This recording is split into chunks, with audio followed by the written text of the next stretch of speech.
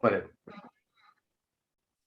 Okay, so at Omni Local Business Networking, we offer you the opportunity to talk about you and your business. When you go networking elsewhere, what they say is don't talk about your business, talk about you. I actually think that's a byproduct of turning up to somewhere on a regular basis. What I want to know is about you and your business, how you do it, can I recommend you? And the only way of doing that is demonstrating it in these presentation slots that we give you as a member. If you want to talk about butterflies, talk about butterflies. But if you want to talk about your business, that will help me understand a bit more about you, what you do, how you do it, the type of people you're looking to connect with, which will enable me to grow your business, help you grow your business as well. So today's David, and I'm going to put myself on mute. The floor is yours, mate. Here, I'm just going to get my screen bit ready. Give me 1 second. Oh, where's my mouse? There we go. Come on. Okay, I'll do my normal thing. Yep, can everyone see that? Yeah. Yes. Okay, this might be a bit long, Sally, because I was looking at the slides yesterday. So if it goes on a bit, just tell me to shut up. But, Okay, you're all right for now. We've got plenty of time. okay, right. Obviously, that's been what I'm hoping to do in this is just like what John says, to tell you a little bit about myself, and then just a little bit about social media. Hopefully, a couple of useful tips, and if there's time at the end, there is a bit about the sort of clients that I'm looking for as well. So on with the show. Right. Look, people often talk about their background, and it's very interesting when you come to Omni. You learn a lot about people, and some people have had, as John will testify when we've heard these things, some people have had really tough backgrounds, and they've come out of it, you know, really strong characters.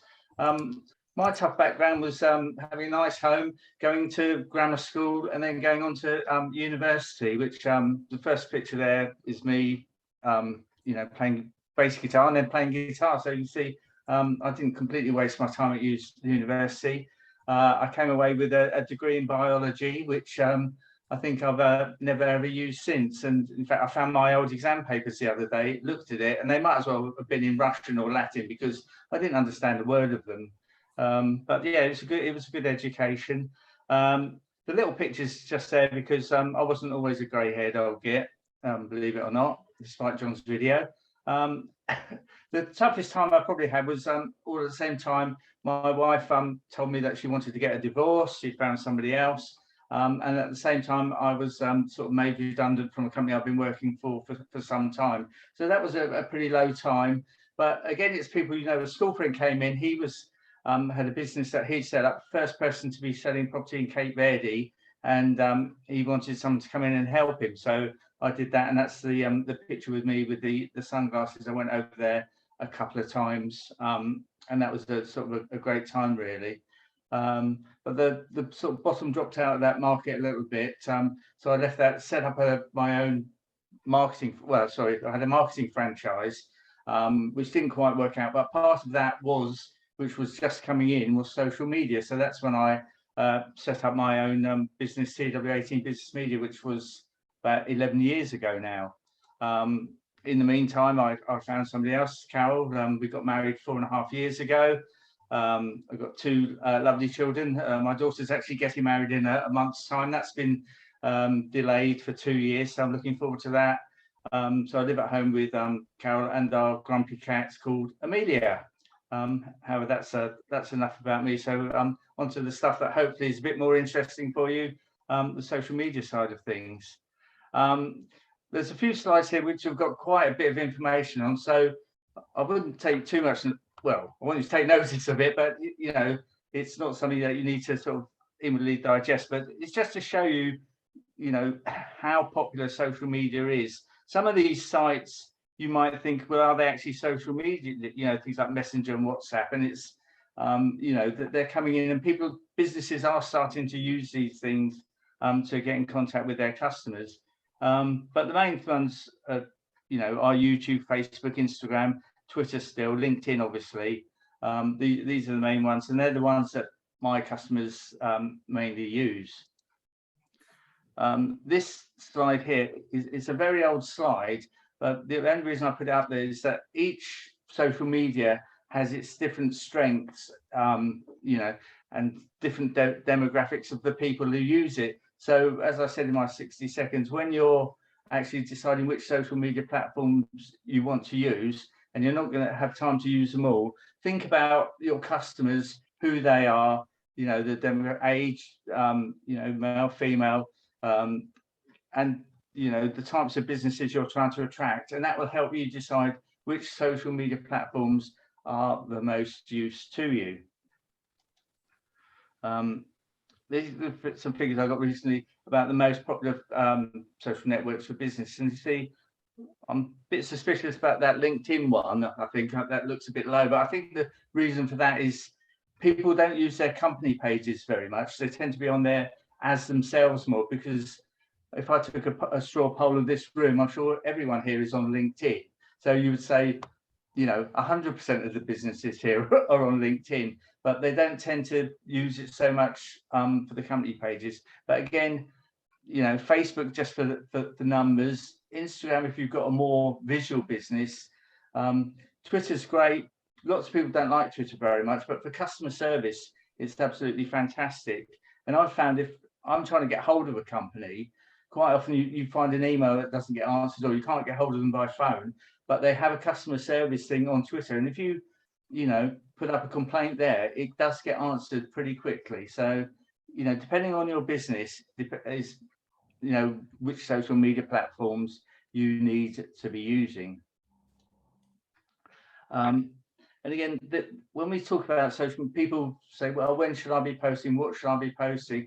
So the next couple of slides hopefully will give you some info into this. But when you think about it, the way to work out when you should be posting on your social media platform, although there's guidelines here, and you know, people on LinkedIn tend not to be on there, you know, over the weekends, the best thing to do is actually, you know, trial and error. You know, if you're doing a few posts, see if you get more reactions at certain times of the day. In Facebook, for example, you can see when you're, if you go into the back end of that, into the insights bit, you can actually see when you're people who are on your business page, when they're actually online. So if you know when they're going to be online, then that's the time to post. Obviously, if you've only got, you know, 10 people liking your business page, it's a bit, you know, it's not quite as useful. But when you build that audience up a bit, you can see when they're likely to be online. But also, as I say, trial and error, just see when people respond most to your posts, and then use those times. Or lots of people will put out a regular post at a certain time, so you know, they'll know that every Tuesday morning at 10 o'clock they're going to be putting out a fact or doing a little video, and people just get used to those times for you. So, and another question I get asked, I think we've done the when bit, but how often to post, and this is sort of, again, industry sort of expertise, if you like. So they're saying, I'll just put them up there, and you can see what they you know, what they're saying. But it's different for everyone, and what I say to people is work out how often you're going to be able to stick to the posting. If you want to post 5 times a week on Facebook, that's all very well, but make sure you've got something interesting to say. Don't post just for the sake of it. It is quality over quantity. But if you think, well, I'm never going to be able to post you know, 3 updates a week on Instagram, I can only do 1, just make sure that you do stick to that, and so that, you know, you are posting on a regular basis. Because remember, it's not like your website, unless you're doing blogs, people can see on your business page or on your Twitter feed or whatever, they can see when you're actually posting. So if someone goes to if you've got a business page and someone goes to it and you haven't posted for 6 months, people are going to assume that you know, business isn't actually there anymore. So, you know, if you've got a business page and you're not posting on it, I would recommend getting rid of it, because people do, you know, they do look at these things. They'll go to your website and then they do look at the social media channels, and if there's nothing there, then you might as well not have them, really. And so these just you know, a little bit more on what I was just saying. You know, the other thing you do see quite often is people have that flush of enthusiasm at the beginning. So they'll post, you know, you'll get 3 posts in a day, and then you'll get 3 posts in a week, then you'll get 3 posts in a month, and then you won't see anything. And then they'll suddenly go, oh, I must post again. And the same thing happens. So just keep it regular and consistent it would be my advice to you. And the other thing, you know, is, you know, what shall I be posting? People aren't interested in what I do. But just people are interested in people. They are interested in what you do. Whatever business you're in, people are interested in the personality behind that business. And whenever I post for the company, I might find the most brilliant post about the company, you know, or some fact about what they do or whatever. But if you post something about, you know, one of the employees who's getting married or has had a baby, that'll get much more reaction than a post, but actually, you know, a dry fact post about the company, or, you know, accounting or IFA or you know, or whatever, really, or product posts. So do remember to show the personality behind the business as much as you can, as much as you're comfortable with showing, really, because people are interested in you. So yes, do post company news and insights, you know, things that are happening, awards or whatever. Also what's happening in whatever industry you're in. So if you're in accountancy or IFA, you know, when the budget comes up, that's something that you should know about and be able to share, you know, with your followers. Local news sometimes as well, if you know, whichever area you're in, if something's happening, then do post that up. Inspirational quotes are always, you know, a good thing for people to post up. Ask your clients, customers questions, and giving helpful tips is good. And also, I don't think, as I said, personal use awards, but also things that you're interested in. If you are interested in butterflies, you're not going to have it on your business page, lots of posts about butterflies, but it wouldn't do any harm every now and then to say you went to the, you know, the International Butterfly Exhibition or whatever. Just to, again, as I'm saying, just to show that there are people behind the, you know, the business. Again, as I think we talked about earlier, try not to sell too much to people. You know, people. It's like, as I said, it's like networking. The first time you come along, people aren't going to buy from you, but you build up that, you know, like, no trust thing, and eventually you will get, you know, it'll help with your reputation, and you will be able to sell to people. On the selling thing, I would say, if you do, you know, do want to sell through social media, if you're doing 7 or 8 posts a month, then 1 or 2 at the very most would be a salesy one. I would say probably only 1, because if, I'm sure you've seen them where you've been to Facebook business pages and all they're trying to do is just sell, and they're not providing any value to you at all, so people don't engage with them. These are some of the things that I use to help me do my social media, and some of these might hopefully be things that you've heard about or are useful to you. You probably all heard of Hootsuite, which I use for scheduling. I normally just use it, I must admit, just for my Twitter scheduling. I find that if you want to schedule on Facebook, it's much better to use the actual inbuilt tool in Facebook. If you go into the publisher thing, then you can schedule from there, so you don't have to just post, you know, when you're online and you've got something to do. You can schedule it in the future. And obviously, if you've just got, you know, half an hour on a Sunday evening to do your social media, then you can schedule your 2 posts a week to go out at the right time. So another one I got during lockdown, because they were doing a lifetime membership, so it was a one-off fee and then you don't have to pay again, with something called Hero Post, and I can schedule everything from there: Instagram, Twitter, Facebook, LinkedIn. So that's proving very useful to me at the moment. That's one you may not have heard of, but if you're doing lots of social media, then that might be a good one.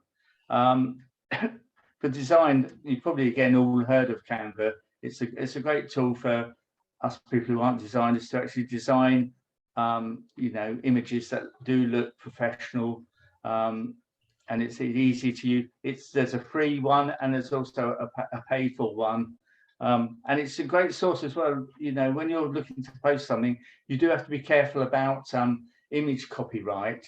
So, you know, if you're using Canva, the images in there you can use, and then you can just adapt them to what you want. And there's another one I've just come across recently called Vista Create, which looks to have a very similar format to Canva, but that might be one just to have a look out for, because sometimes these people do special offers, and you know, I found during lockdown, I don't mean, but quite a few people who were doing monthly, you know, fees for, excuse me, these tools, all of a sudden was offering, you know, lifetime access for, you know, just a one-off fee, and then you paid it and you've got it forever. So that's certainly something to look out for on some of these things. Doodly is a one to do animation software, explain the videos, and a video creator, which I've just got and just started to have a play with that one. So that's quite good fun. Passwords are the bane of my life, really, and they're probably the bane of everybody's life. So if you can get a password manager, I would recommend that, not just for social media, but just in general. It just saves me so much time and aggravation having a password manager. I use one called Dashlane, but there's Google Password. There's lots of them about that you can you know, find and use. I use one called, a bit mouthful, awesome screenshots and screen recording, and it's very simple. It's very cheap, but it's great for just grabbing, grabbing screenshots. You can grab videos from it, and then you can annotate those screenshots as well. Add text to them, put arrows in, circle bits, highlight bits, blur out bits that you don't want. And I say it's very easy to use, and it's very cheap. I think again there is a free version, but the paid for one has a lot more tools that you can use.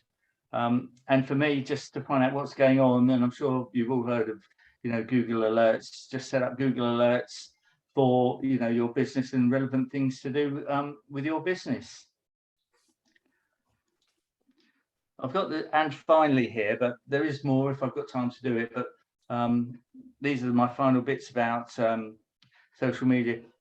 Use good quality image, and remember that different platforms, the image sizes are different, so you do need to, you know, resize them. You can use the same image on different platforms, but just have a look at the dimension. If you just Google you know, social media image sizes, you'll find somewhere where it will tell you what the optimum image sizes are. So, you know, just make sure you resize them for, you know, whichever platform you're on. And something like Canva, you can actually say, I want to do a Twitter post, and it will make sure that it is the right size, you know, for Twitter or Facebook or Instagram or whatever. Video's great. There's people normally doing it well. Dave's always putting videos up that, you know, are very interesting to watch. But it's a great way again of getting your personality across. People probably aren't, you know, very comfortable doing videos of themselves, but you know, they're very easy to do. And it's again, you know, Google loves video, Facebook loves video.